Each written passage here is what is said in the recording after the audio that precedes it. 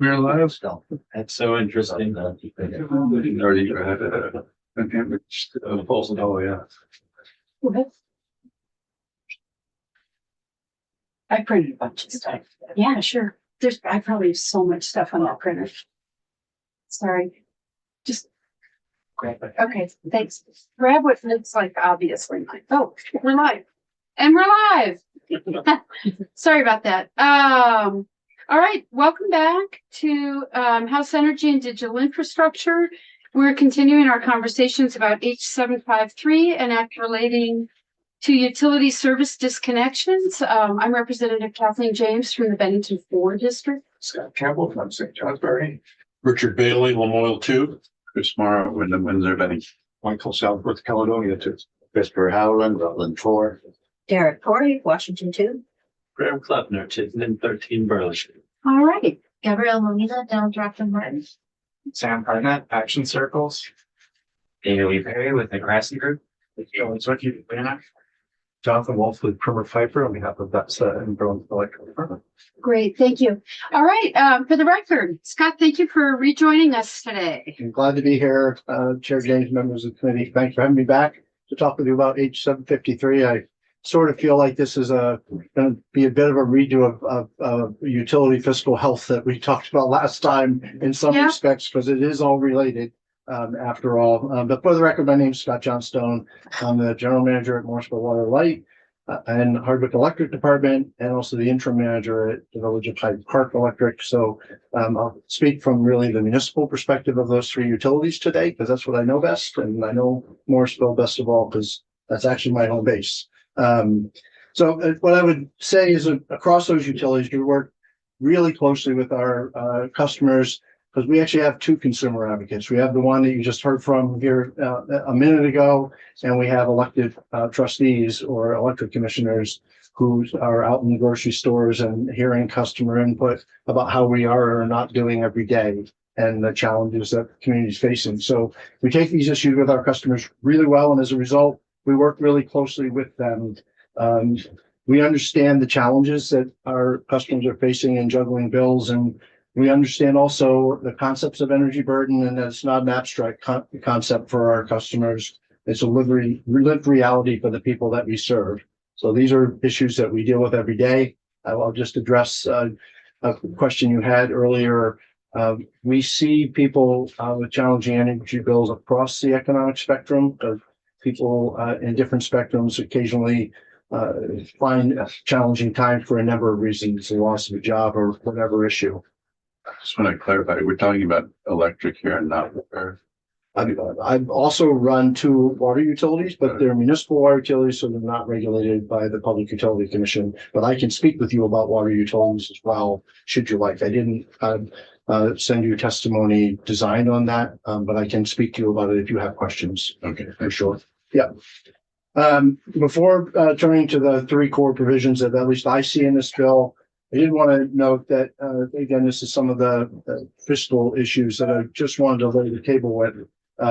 Really, for the last 25 years or so, the volume of sales of electricity in Vermont has remained essentially static. And if any other business was suggested that they should find a way to economically survive without the ability to grow their sales, they'd have a challenging time. And so when you talk about fiscal health and matters like, how long can you wait for payment and how do you juggle things? That's one of the challenges that utilities face. It's not an excuse, but it's just a reality.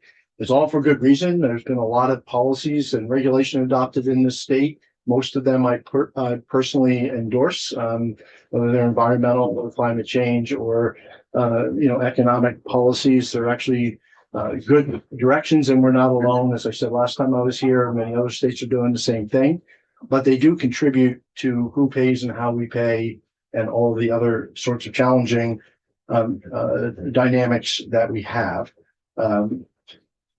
It's also important to note the challenges that we have from a price structure, because we've had a lot of rate increases of late, and I'm sure that's part of the driver for this. And mostly what you'll find from utilities, and this is again not an excuse to control the local costs that we have, but most of the cost increases come from energy purchase and transmission costs, which come from ISO New England. And that drives most of the rising costs that you see. An example I'll give you over the last couple of weeks, even as short as that, is anyone that was on the open market for power, and most utilities are for some percentage. The prices over the last couple of weeks have been 30 to 50 cents a kilowatt hour, and none of us are selling it for much more than 20. So every time we're buying a piece of power, we're losing money. The peak 1 hour cost was something like 92 cents a kilowatt hour, which was more than double the record ever set. Those costs are hard to ever recover because they're not a continuing cost. And so we're supposed to figure out how to just assimilate them. Now, this, of course, doesn't make life easier for our customers. And then I'm going to get to the bill. I'm just trying to lay a little bit here for you. So all of these create lots of dynamics that make it hard to address these issues. And then there are other pieces of policy, again, most of which I support. So this is not me throwing bombs here, that do move cost basis around. I have one of the early net meter solar systems, and I'm about to pay 10 years later my first bill to Vermont Electric Co-op. And that means my neighbors have been subsidizing my system.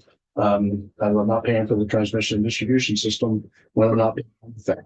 That gets fixed over years as today's net metering is better than yesterday's net metering in terms of equitably sharing costs. Still not quite there, but it's getting better. And that's just one example. There are many. So what tends to happen is there's lots of activity. And you all talked earlier about during COVID, the money to help with arrearages. So there's lots of money historically spent there, and some subsidy on the more affluent side. The early days of Efficiency Vermont, it's all about market transformation. I ran Efficiency Vermont for 9 years, and the first actors are always the more affluent people because they have capital and they can play, right? So we've been subsidizing both ends of the spectrum, which just squeezes these cost bases we're talking about right to the middle. Doesn't mean no one in the middle plays. I'm not here to suggest that. I'm just trying to help paint a picture of the dynamic we try to manage every day in interacting with customers on these issues. And then the last piece before I get into the specifics is, one of the challenges we've had in Vermont for a long time, it's not a new topic in this room over the years, is that only one of the energy sources that contribute to energy burden is regulated. And so the first instinct is always to figure out how to use the electric system to solve the entire energy burden issue, when the electric piece of that, depending on the person, tends to be 15 to 25% of a person's total energy bill is the electricity bill. So the trend is then to say, well, they're regulated, so we can at least deal with that. And again, not to say you shouldn't do it, just to paint the picture of that sort of continually being painted into a corner of financial pressure that the utilities have seen. We're all making our way. We're all still swinging, and we're still getting the job done. So this is not like, say, catastrophes coming. It's just to try to level set and lay the paint here, if you will. So now go ahead. Sure. Sorry, I just want to, underscore something you just said, because, we tend to get very focused in sometimes, and because it's always good to make connections, right? And we had a really interesting conversation yesterday about efforts that we've made to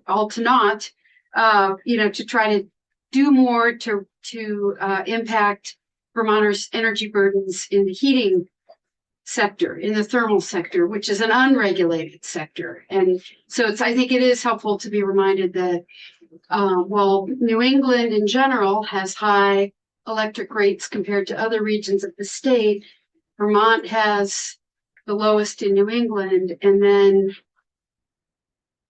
even within that context, electric only makes up, what did you say? That's where I was getting about 15. The number that I always read online is 20, but I think it depends on your lived experience and how much fuel you use and Okay. how much you drive and what type of heating source you have. So I always say 15 to 25, but I think it bands it reasonably well. Other experts may give you a more precise answer. I'm not claiming to be an expert on that particular point. Okay, I just wanted to. Yep. Yeah, Yep. it was good to make connections. Yeah. Across the bills that we're doing, Yeah. I think. Another point I want to make before I actually dive into the substance is one of the comments that the last speaker talked about that I want to just support and add a little bit of flavor to from your questioning is the calls that come from customers to the state.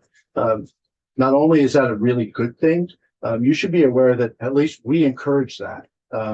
It's a great way for us to learn. We think we understand all the rules that we are to abide by, but if a customer says like, we're not sure you got this right, we actually encourage and help them get connected to the state, because maybe we'll learn something and maybe we aren't interpreting something quite right. So some of those calls are actually directed to the state by utilities. At least in our case, we do it frequently when a customer is concerned that we're not quite getting it right. And we see that as a really valuable thing, is what I wanted to make sure you know. So so diving in, to the pieces of this bill, so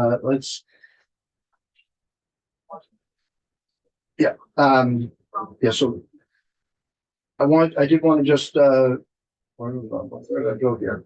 Oh, I did want to make sure you know that at least at Morrisville and the other utilities I'm working with, for us, it really is a truism that disconnect is the very last resort. Like, I want you to know, like, we work hard with customers, and I think we've been fairly good at that. Anyone that gets disconnected still is unhappy with us. Let's not mince words at that. You can find unhappy customers in our service territory and everyone. But we work hard, and partly because there are fees for disconnect and reconnect. So you're taking a person that's already having trouble and making it worse. But if we have to send somebody to disconnect at 7 o'clock at night, we have a union contract that says how much we have to pay that person. So we are compelled to charge that, because in rate making, there's this fairness doctrine of, we're not supposed to promote subsidy. Each person's supposed to pay their way. So that's part of the reason we work so hard to avoid disconnects. And that means for us, we go above and beyond the rule in terms of how many calls we make. We, of course, put the door hangers out. And mostly that creates a lot of good activity that results in payment plans or somebody getting on a year-over-year plan. And that works a lot, even in advance, just from the door hanger. We then, when we send our field tech, and I don't know whether the utilities do, to actually pull a meter. So we send out dozens of door hangers, and most of them get resolved. And perhaps in a normal cycle, there's 4 or 5 potential disconnects. Typically what happens is when our field tech gets to the person's house, the person wants to figure out how to avoid that, not surprisingly, right? We actually encourage our field tech to work with them, actually get on the radio back with the office and talk back and forth. And most of the time, we either can get a partial payment and leave the meter in and with no fees, because we never pulled the meter, or we come up with a new plan to avoid it altogether, or we get full payment sometimes too. So that usually works. I mean, in the normal cycle, I don't think we would normally pull more than 1 or 2 meters, actually pull them. And those are for a lot of different reasons. Again, we try not to. So I just want you to know that there is a lot of effort put into avoiding this, because they're our neighbors. Can you define cycle or give us some So statistics each monthly billing cycle is what I mean by that. So each month we may have. So a year, you're only disconnecting 12. We don't disconnect many. I can't say with certainty, but there may be a cycle where we disconnect 3 or 4. Sometimes that may have to do with a landlord mixed with a couple of tenants, and that gets more messy. So we can have times when it's more than that, but generally speaking, we resolve most of them. And we may have 1 or 2, and we can resolve them. I'm curious, you're our first utility that we've gotten to talk to, so you're gonna get extra questions probably. That's okay. How do you report disconnection data to the department or the PNC? Or do you? I would have to ask my customer service person. I don't actually know the answer to that. We would give them whatever data they ask for. What I heard earlier is they only ask for the actual disconnects. That when we actually get deploying the data, that's what I heard Ms. Flint say. Okay, I think that's what I heard her say. So if that's what they ask for, that's what we give them. If they ask for more than that, we track it and give it to them. For sure. Did you say when you say partial payment, I'm always curious what that really looks like. Like if someone can give you a 20. Yeah, so what you try to do is get to a place where if it's a partial payment, then there's a payment plan with it. Right? Okay. So if the bill is $140 and you can do $50 and we can come to an agreement that over the next 3 months, that's going to get caught up along with your other bills, then perhaps you say yes to that, right? So Okay. you're trying to work with the person with where they are at that moment to avoid the extra cost and avoid the need to actually pull the meter and now potentially have other agencies that have to help and all of those other things. So I know everybody, whether it's a regulator or folks doing policy, you'd like to have a very clear policy that this is exactly what we do. But most people's lived experience don't fit into that very well. So we try to work with people where they are. Always very consistently, though, that our obligation is to get paid so that your neighbors aren't subsidizing you. So at the end of the day, we can't step over that line as a utility. We don't believe. Rep. Southworth? You may have mentioned this, and I may have missed it. What percentage of disconnection notices actually end up in a disconnection? Pretty low, as I said, depending on the month and how big the bills are. We may have a dozen or a couple dozen notices that go out, and then we end up with a very small number, 1, 2, 3. In most months of actually that we pull the meter.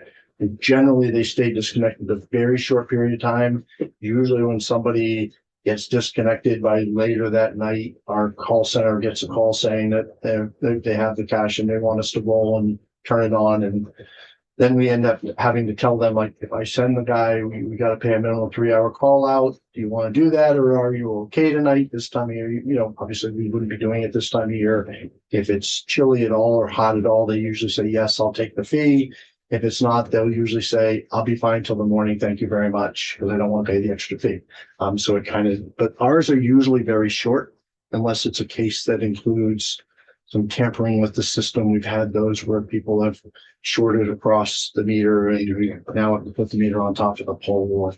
Those can tend to go a lot longer. So there are outliers that go very long. But we've had people that go plug into their neighbor's outside outlet and those tend to go long. And so these are all very hard cases for that people are just trying to find a way through.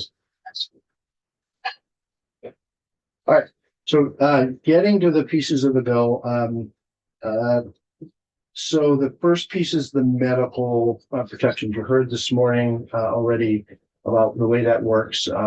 We line up with that as we understand our authority. Currently, it's up to 3 months a year and no more than 2 consecutive. That we can do that. We sign off on those notes often and frequently when they come. I can't think of a time when we've said no, because we've always seen that as a valid thing, and we know most people's condition in such a small service territory. So we say yes to those.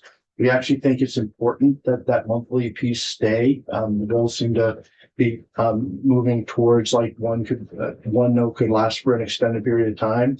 And the reason we think it's important is that just regular checking in to get the next note to make sure that when the condition that ratepayer has resolves, that you don't end up in a situation where the person actually doesn't have a medical condition anymore, but they have the note, and so their neighbors are subsidizing them.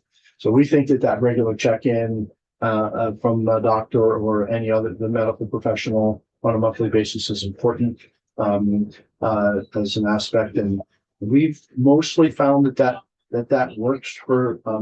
I can't think of a time when that 3 months in a year didn't work for a customer, and perhaps it has, and maybe we've had a person actually ask for the appeal to the state, but as you heard, those generally by the PUC get approved.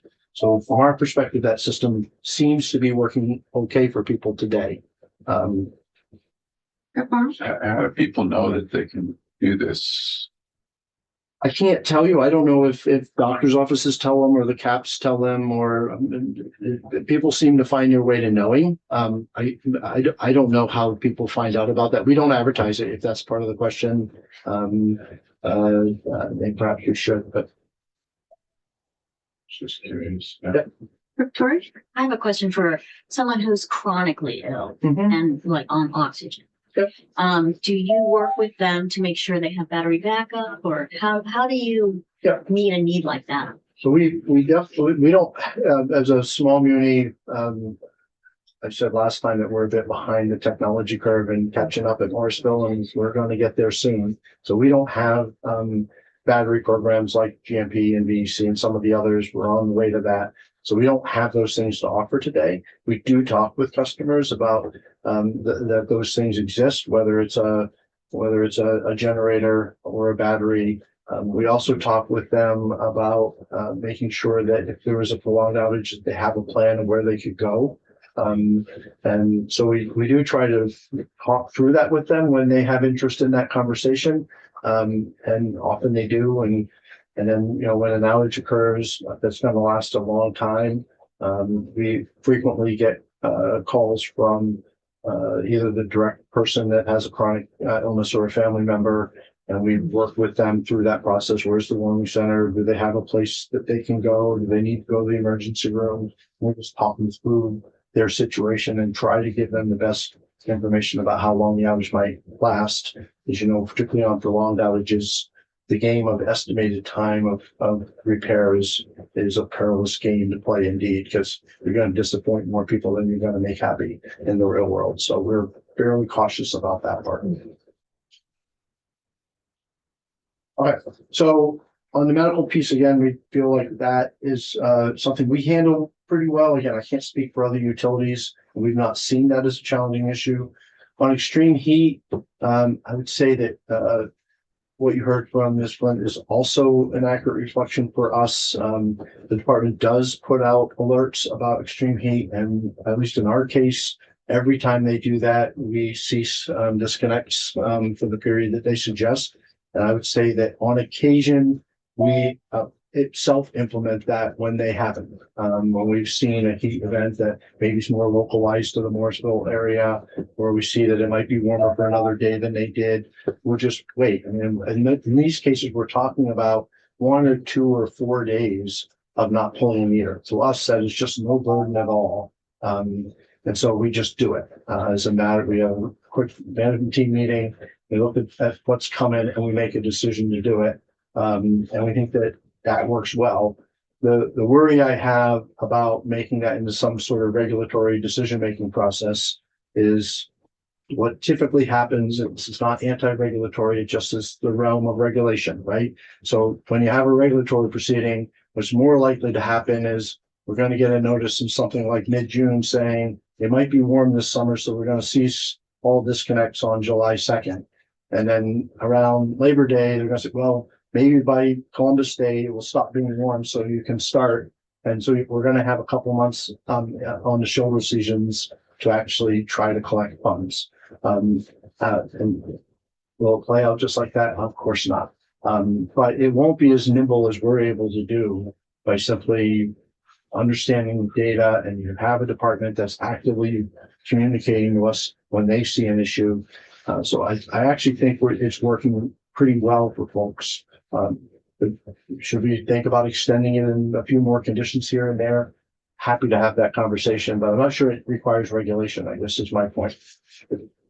I think one of the responses I often have to that, and it's across a lot of the work we do, is that we often, come at it from a point of wanting to basically put something in writing that outlives us, or that outlives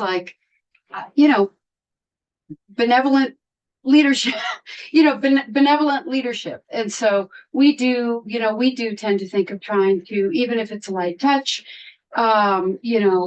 get something into a regulatory framework so that 3 years down the road, none of us are here and leadership has changed or economic circumstances have changed, and we hear from utilities or from companies that they're no longer able to be so friendly, or they're no longer able to provide that one-on-one customer assistance. And so we tend to try to look at work that's lasting and that isn't so reliant on like who's in charge here and what's going on this year now.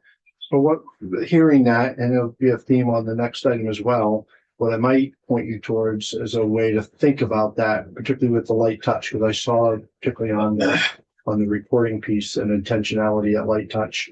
But even with this issue, a way to do that is less burdensome and doesn't turn into hard regulation as quickly would be to require us to lay out our plans for such things in our integrated resource plan. We already do that across a wide spectrum of issues. There's already a 160-page plan. In our case, many more pages with all the appendices. It basically lays out our plans for improvements to the transmission and distribution system, and like everything you can imagine gets laid out in those things, and a couple more paragraphs to lay out our approach to hot weather disconnect, or frankly some of the reporting that we'll talk about next. While it's a little more work, and particularly for the small munis, a multi-100-page document feels onerous, particularly every 3 years. It fits a light touch much better, is what I would say to you, for something like this than ending up. The challenge that tends to happen is light touch policy that gets sent to the regulatory process becomes hard and fixed and mandated, in my experience, no matter what you intended. Well, we haven't gotten to the SQRP. Yeah. But is that a light touch for a muni? Actually, it's a light touch to provide the data, but the metrics are very hard edged and can have fines with them if you don't meet them. For a muni? Yes, we're all subject to fines. I think maybe I'm wrong, but I believe everything I ever read about it says we're subject to fines. It's another that, basically that is what I was going to talk about with the reporting piece. I don't object at all to the notion of making sure this information is clear and available, and that we have a plan to do better with this. The definition of best effort, and I'm definitely reading this as best efforts, that will end up being very hard metrics that and with a constantly declining number, and the amount of disconnects are partially within the control of the utilities, as you've heard me say, because how much do you work at it, right? And a whole lot not. Like when you hit a period of the year where people are using a whole lot of energy for a period of time, no matter the rates, they're going to have bigger bills, and you're going to have more people having a hard time paying, and some of them may not feel like they're in a position to even enter a payment plan, and you can end up with more disconnects. And that's when you get back to the dialogue about, so how do you do those sort of things? I know the dialogue at the PUC over the summer about, the energy burden issues. There were proposals about a statewide pool of money that then is able to help address those issues. Perhaps it's a better solution. The point being, when you get to an SQRP with hard mandates, not everything about that disconnect process is within our control. A lot of it is, again, I'm not ever trying to run the other way from accountability. I'll take whatever I can actually do something about every time. So those are really my thoughts and comments on that. I hope it's clear that I share all the concern, compassion, and empathy that this bill is putting forward.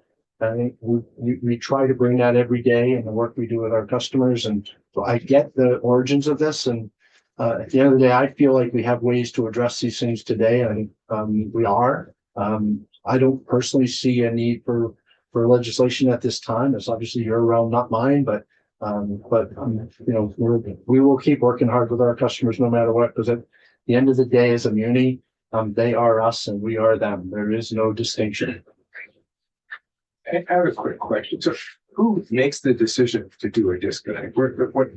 At what level does that happen? So that's done in our office through the customer service supervisor who, and I end up hearing about them, but I don't have to approve them. But again, they're following all the expectations that have been set by myself and our controller and our electric superintendent. So that's where we deal with it. Do you have any idea, any sense of how that operates at other utilities? I don't honestly know. I think in some of the smaller communities that don't even have that level of staff, it probably is the manager directly. And I would suspect in a big entity like BEC or GMP, big by Vermont standards, tiny by national standards, it probably is somewhere in the supervisory channel, though I don't know that. Yeah. So it's just worth knowing for you all, like, at least I'll just tell you for like Morrisville and Hardwick. So basically the staffing is a 5 or 6 person line crew, a general manager, a controller, and 3 or 4 customer support people. And like, that's the whole staff. And we're one of the bigger munis.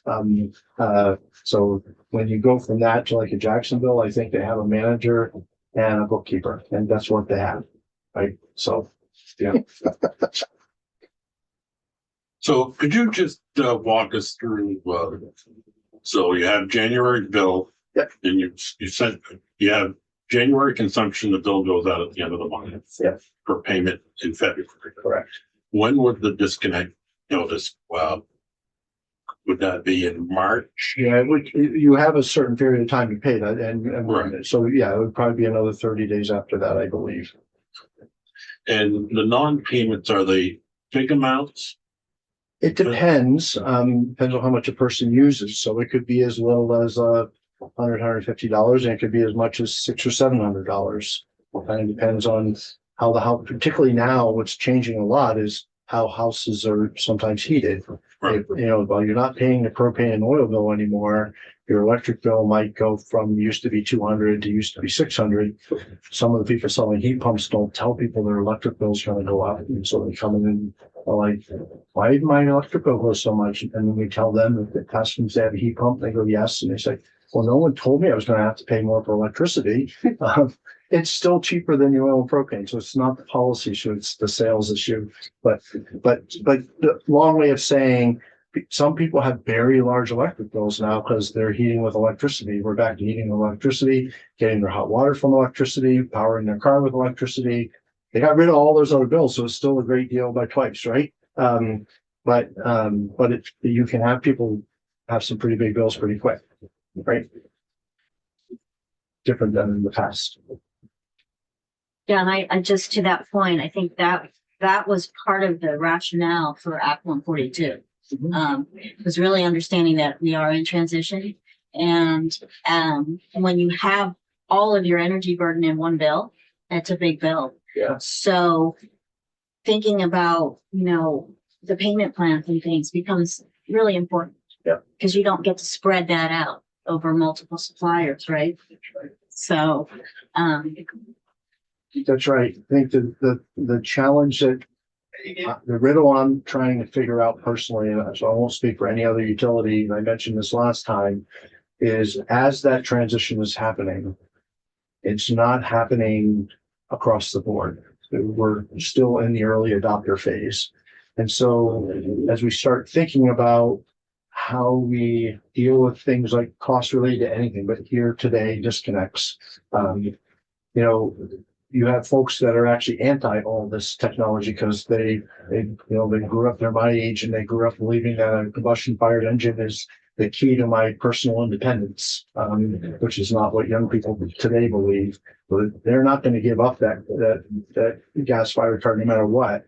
So, in the process of that, as we're shifting and trying to figure this transition, as rates go up to deal with the new cost basis for electrification, and as and all of that's happening for those people that are now displacing the bills for electric, for propane and oil, natural gas and all that, and gas, they're kind of winning. But unless you're careful about it, the people that are just staying on the traditional electric, now they're just paying more for what they already did, and they still have all those other costs.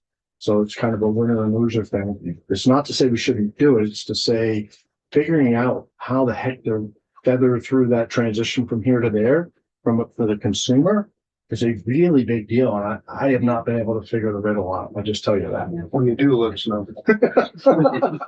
I'm sure you think about it all the time. I obsess about that question and I'm failing. You do have, I think at the call, you do take their overall, you can take their customers' overall electric bill and do a monthly, Yeah, some do and some do not have that yet. Really small steps, like I learned last night, Bellevue Hyde Park does not have that. At a customer meeting I was at, had a customer with a combined $600 water and sewer bill and only traditional electric and water and electric bill and that was the first thing I asked is, can we get you on a year-long payment to ease that out? And somebody tapped me on the shoulder and said, we don't have that here. We don't have bigger staff. I'm like, okay, well, that's something to work on, right? So that's not uniform. Again, it gets back to that staff size, at least for the munis. All right. Thank you. Great. Thank Thank you. you so much for being here. We can go off live and we'll be